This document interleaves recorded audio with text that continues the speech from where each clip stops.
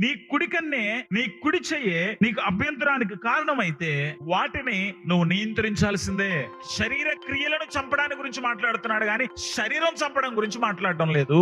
రోమపత్రిక 8వ అధ్యాయం 13వ వచనం, మీరు శరీరానుసారముగా ప్రవర్తించిన ఎడల చావవలసిన వారయ్యుందురు గాని ఆత్మ చేత శారీర క్రియలను చంపిన ఎడల జీవించెదరు. యేసుప్రభు చెబుతుంది ఈ భావంతో. యెహెజ్కేలు గ్రంథం 36వ అధ్యాయం 27వ వచనాలు చూసినప్పుడు, నూతన హృదయం మీకు ఇస్తాను, నూతన స్వభావం మీకు ఇస్తాను, నా ఆత్మను మీ యందుంచి. అలా మీరు మీ కన్ను కోరినట్లుగా, మీ చేతులు కోరినట్లుగా కాకుండా నా ఆత్మ కోరినట్లుగా జీవింపజేస్తాను. అది నా ప్రామిస్, నా వాగ్దానం, నేను చేస్తాను. అందుకే గలతీ 5:22లో ఆత్మ ఫలమేమనగా ఆశా నిగ్రహం. నీ ఆశలను నిగ్రహించుకొని, నీ ఆశలకు నీ అవయవాలు తోడై నిన్ను మోహములో పాపములో పడేయకుండా నీ ఆశలను అదుపు చేసే శక్తి దేవుడు నీకు తన ఆత్మ ద్వారా ఇస్తాడు.